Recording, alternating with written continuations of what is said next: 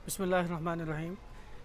नाज़रीन मोहतरम, हम बरोज़ हफ्ता अलसुबह शुजाबाद से निकले। हमारी मंजिल चित्राल थी। शुजाबाद से बरास्ता फैसलाबाद, अटक और दीरबाला में हमारा क़याम तबलीगी मरकज़ साहिबाबाद में था। वहाँ से होते हुए हम अपनी मंजिल चित्राल में पहुँचे। कल की रात हम चित्राल में थे और हमारे मेज़बान क़ारी शमसुद्दीन चित्राली साहब, आप मज़ार क़ायद के इमाम हैं, बहुत अच्छा हमारा इकराम किया। और आज इन्हीं की मैयत में हम कल्लाश घूमने के लिए आए हैं। वादी कल्लाश जिसका पूरी दुनिया में चर्चा है, यहाँ की एक मख़सूस सकाफ़त है, लोगों का अपना स्टाइल है, उस बारे में देखने के लिए हम यहाँ पहुँचे। हमारे साथ हज़रत वाले साहब हज़रत मौलाना ज़ुबैर अहमद सिद्दीक़ी साहब दामद बरकातुहु आलिया भी हैं। हज़रत मौलाना मुफ्ती ज़फ़र इक़बाल साहब, आपका ताल्लुक़ चीचावतनी जामिअतुस सिराज से है। कुछ अहबाब हमारे साथ टंडू आदम से हैं, कुछ कारोड़ पक्का से हैं। तो हम सवाल करेंगे यहाँ के मकामी स्कूल के प्रिंसिपल जावेद साहब से कि जी जावेद हयात साहब, यहाँ के लोगों के बारे में थोड़ा सा तारुफ़ करवाएं। जी, बिस्मिल्लाहिर्रहमानिर्रहीम। जिस तरह आपने ज़िक्र किया है कि यहाँ यूनिक कल्चर है, ये लोग कलाश कहलाते हैं। इनका मज़हब अलग है, इनके रसूमात अलग हैं और बिल्कुल अलग हैं। इन पर किताबें लिखी गई हैं। आप इनका तारुफ़ कराते हुए हम ये कहेंगे कि कैरेक्टर वाइज, डिस्पोजिशन वाइज ये लोग इतने डिसेंट, महज़ब, मोहतरम हैं कि 3 बल्कि 4 किस्म की कल्चर इधर होती है। मसलन कलाशी है, और आगे आप बुम्बुरेज़ जाएंगे तो वहाँ बशगाली जो अफ़गानिस्तान नूरिस्तान से लोग आए हैं, इनकी ज़ुबान अलग है, कल्चर अलग है, रसूमात अलग हैं। और यहाँ गुजर कौम भी रहती है, यहाँ मुस्लिम यानी खो कल्चर है।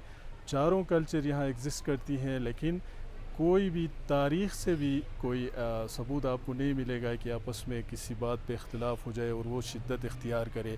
इतना एहतराम एक दूसरे को देते हैं, एक दूसरे के मज़हब को ये लोग ऑन करते हैं, रसूमात को ऑन करते हैं। मसलन मुस्लिम कम्युनिटी है, जब कलाशी की जो फेस्टिवल्स होते हैं, इनके त्यौहारें होती हैं, वहाँ बढ़ चढ़ के इनको खुशामदीद कहते हैं, इनको ऑन करते हैं, इनका एहतराम करते हैं। मेहमान जो इस लिहाज से आते हैं, इनको अपने घरों में बसाते हैं, इनको चाय पिलाते हैं, इनका एहतराम करते हैं।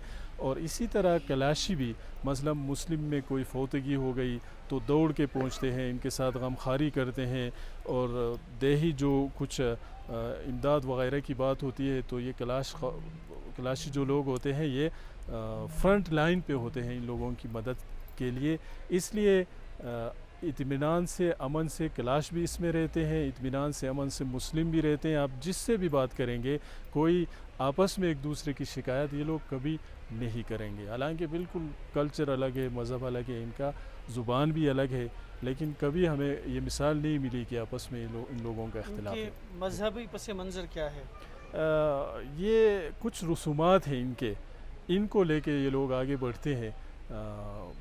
इनके अंदर मसलन एक चिटिरमस नाम का 8 दिसंबर से लेकर हर साल 23 दिसंबर तक इनके कुछ फेस्टिवल्स होते हैं, अलग अलग हर दिन के लिए। इनके अंदर तकरीबन इनका मज़हब होता है, रसूमात हैं, इन पर सख्ती से वो अमल करते हैं, अल्लाह को मानते हैं, अल्लाह को वाहिद मानते हैं। और इनको यकीन है, आखिरत पे भी यकीन है, जन्नत दोज़ख पे भी यकीन है। लेकिन उनकी कुछ रसूमात ऐसी हैं, रिसालत में यकीन है। बहरहाल यकीन से मुराद यही कि इस पर अमल करें तो इस तरह उनके रसूमात हैं ना। तो अब रब को मानते हैं और कहते हैं कि जहन्नम जन्नत अल्लाह ने बनाया है, क़यामत अल्लाह ने बनाया है, और आपको मुसलमान बनाया है। अल्हम्दुलिल्लाह हम कलाशी हैं, अगर हमें हिदायत मिलेगी तो हम मुसलमान हो जाएंगे। इस तरह इनका मुकम्मल इन चीज़ों जो मैयत की रसूमात हैं, जनाजा और कब्र, इसकी क्या तफसीलात हैं? तरीका यह है कि जब कोई तभी मौत होगी ना, एक्सीडेंट वगैरह नहीं, बल्कि तभी मौत होगी, कोई बीमार है तो उनको पता है कि मेरा जो बीमार है, रिश्तेदार है, वो आखिरी जो वक्त आता है तो ये लोग इस तरह करते हैं कि इनके पास बैठते हैं इनके रिश्तेदार, और जब रूह निकलती है तो वो फायर करते हैं। ये खुशी का इजहार है कि मतलब रूह वहाँ पहुँच गई जहाँ उसको पहुँचनी थी। تو فائر ہوتا ہے، اس طرح ہوتا ہے، تو لوگوں کو پتہ چلتا ہے کہ فوتگی ہو گئی ہے. پھر وہ لوگ ان کو ان کا اپنا ڈریس پہناتے ہیں، خصوصی ڈریس پہناتے ہیں ان کو. مثلا مرد ہے تو اس کو ٹوپی پہناتے ہیں، اس پر لگاتے ہیں پرندے کا پر، اور اس کا ایک جوبہ جیسا ہوتا ہے اس کو پہناتے ہیں اور لا کر اس کو چارپائی پہ رکھتے ہیں. جس طرح میں نے وہاں جستکان ایک خاص اس کا ذکر کیا کمرے کا، اس میں لے جا کر اس کو رکھتے ہیں. کسی زمانے میں 7 دن تک، آج کل 3 دن تک سوگ ان کا ہوتا ہے. تو طریقہ یہ ہے کہ فوتگی جس خاندان میں فوتگی ہوئی ہے یہ خاندان ایسا کرے گا کہ جو لوگ آتے ہیں اس کے لیے تعزیت اور فاتحہ کے لیے جو لوگ آتے ہیں ان کو کھانا کھلائے گا، خصوصی طور پر کھانا کھلائے گا، ان کی اوبگت کرے گا. طریقہ یہ ہے کہ مثلا میں جاؤں گا، میرے پاس شمس الدین بھائی ہوگا، 2-4 اور ہوں گے، میں ان کا مطلب ایک ہیڈ ہوں گا، میں جاؤں گا. میں جب جاؤں گا تو میں جا کے اس جو میت ہے اس کے پاس جا کر کھڑا ہو جاؤں گا اور اس کی تعریف کروں گا. مطلب جو مجھ سے ہو سکتا ہے میں کہوں گا کہ شمس الدین بھائی ایسا تھا، تعلیم یافتہ تھا، جنرس تھا، سخی تھا، خدمت کرتا تھا، کماتا تھا، بچوں کو پالتا تھا، بہت بہادر تھا، پولو کھیلتا تھا. یہ مطلب جو مجھ سے ہو سکتا ہے یہ کر کے جب میں ختم کروں گا، یہ ساری باتیں میری ختم ہو جائیں گی تو ایک ڈانس کا ایک طریقہ ہے. ایک میوزک ڈھولک بجے گی اور لوگ یہ رشتہ دار اس طرح اس کے ڈانس کریں گے. ڈانس کرنے کے بعد یہ جا کر کھانا کھائیں گے. دوسرا گروپ آئے گا، پھر تیسرا آئے گا، پھر چوتھا آئے گا، پھر اسی طرح 3 دن تک. 3 دن کے بعد یہ اس میت کو اٹھائیں گے. اس کے لیے کسی زمانے میں یہ صندوق بناتے تھے اور اس کو زمین کے اوپر رکھتے تھے، وہاں جا کر ہم دیکھیں گے. اور اس میں کچھ اس کے ذاتی استعمال کے سامان بھی رکھتے تھے. آج کل ایسا نہیں کرتے ہیں، آج کل دفناتے ہیں. لیکن جس چارپائی پہ میت ہوتی ہے اس کو لے جا کر قبرستان لاتے ہیں اور کچھ اس کے بالکل ذاتی کچھ سامان، کچھ ڈرائی فروٹ ہوتے ہیں وہ سامان اس کے ساتھ، مگر کوئی فار ایگزامپل کسی کی چھڑی ہوتی تھی اس کے ہاتھ میں ہوتی تھی اس کو، یا اس طرح کوئی چیزیں لا کر وہاں رکھتے ہیں اور اس کو قبر میں دفناتے ہیں. چارپائی وہاں چھوڑتے ہیں، چارپائی واپس نہیں لے جاتے. اور جب واپس جاتے ہیں تو پھر وہ لوگ جو میت کے ساتھ ہیں وہ غسل کرتے ہیں. ان کا کچھ رسومات ہیں. ان کا عقیدہ یہ ہے کہ یہ روحیں گھر میں آتی ہیں اور اس طرح ہوتا ہے، اس طرح ہوتا ہے. تو بلکہ اپنے ایک رسم میں وہ باہر کچھ ڈرائی فروٹ بھی رکھتے ہیں اور ان کا عقیدہ یہ ہے کہ ہمارے جو میت کی روحیں ہیں وہ آ کر یہ کھا کے چلے جائیں گے، یہ ان کا حصہ ہے. تو فوتگی میں آج کل تو ماشاءاللہ سے کچھ لوگ کمیونٹی بیسڈ پہ کرتے ہیں. مثلا ایک چندہ جیسا، میں ان کے ساتھ مدد کروں گا، یہ میرے ساتھ کرے گا. پہلے یہ ہوتا تھا کہ اس خاندان کا جتنا بھی جمع پونجی ہے وہ اس میت کے ساتھ، مطلب 3 دن تک آپ پوری کمیونٹی کو کھانا کھلائیں اور بہت مزے سے کھلائیں جتنا آپ سے ہو سکتا ہے. تو میرا خیال ہے بہت نقصان ہوتا تھا. آج کل ایسا نہیں ہے، کچھ آپس میں اویئرنیس بھی ہے اور کمیونٹی ایک دوسرے کے ساتھ مدد بھی کرتی ہے. تو 3 دن یہ اس طرح سوگ مناتے ہیں اور پھر میت کو دفناتے ہیں. بہت شکریہ. جی نہیں کوئی فرق نہیں ہے، خاتون اور مرد طریقہ وہی ہے. ان کے ہاں کچھ شادی بیاہ کی رسومات بھی اسی طرح. ہاں شادی 2 طریقے سے ان کی شادی، ایک تو میرج ارینجڈ ہوتا ہے، شادی ہوتی ہے بندوبستی، اور ایک لو میرج ہے، لڑکا لڑکی ایک دوسرے کو پسند کریں اور رات کو اپنے گھر جائیں، مطلب شادی کریں، بھاگ کے جائیں. صبح پتہ چلے تو کہ میری بچی کسی لڑکے کے ساتھ بھاگ گئی ہے تو اس کے کچھ رشتہ دار لڑکے کے گھر جاتے ہیں، جا کر بچی کو اپنے ساتھ بیٹھا کے اس سے کہتے ہیں کہ انکار کرو، مت کرو یہ شادی، فلان کرو. مطلب ایک باتیں ہوتی ہیں ڈائلیکٹس.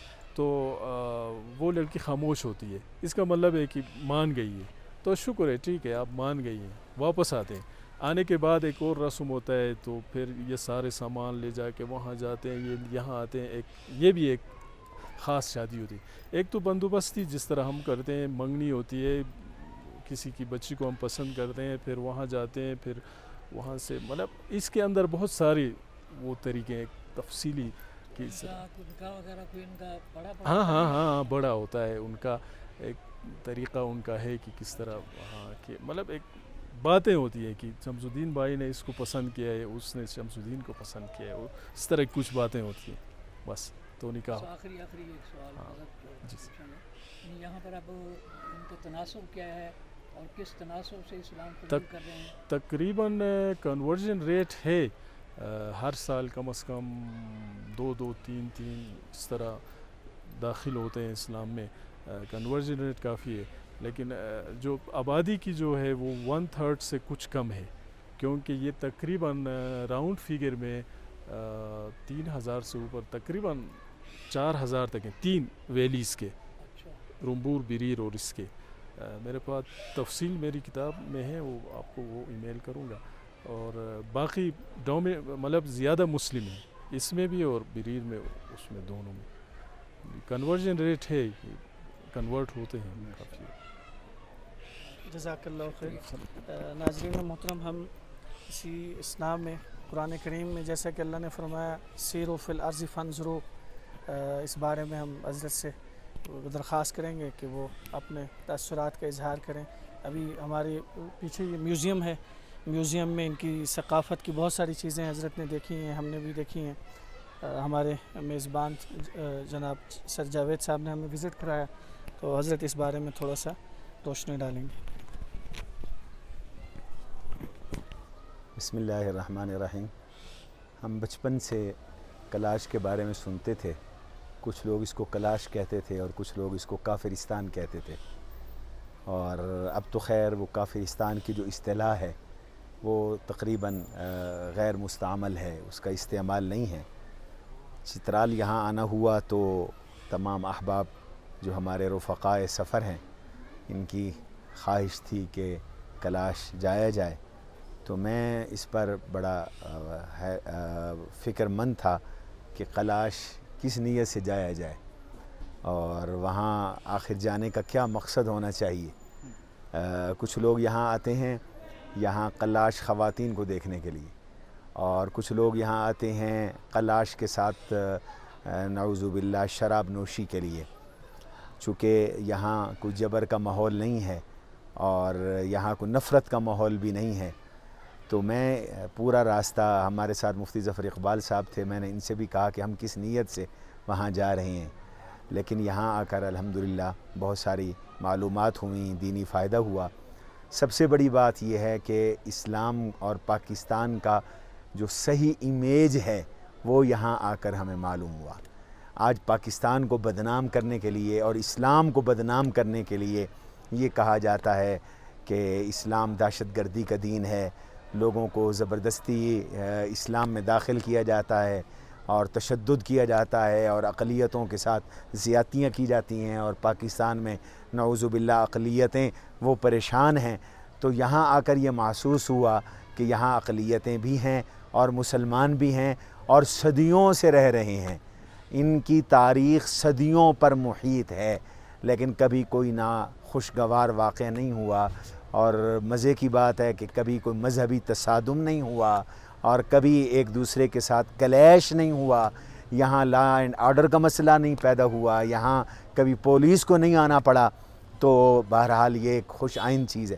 ہم جس میوزیم میں بیٹھے ہیں اس کے اوپر ہمارے جو یہاں کے میزبان ہیں محترم پروفیسر جناب جاوید حیات صاحب، یہ ساتھ ہی متصل گورنمنٹ ہائی اسکول کے ڈپٹی پرنسپل ہیں.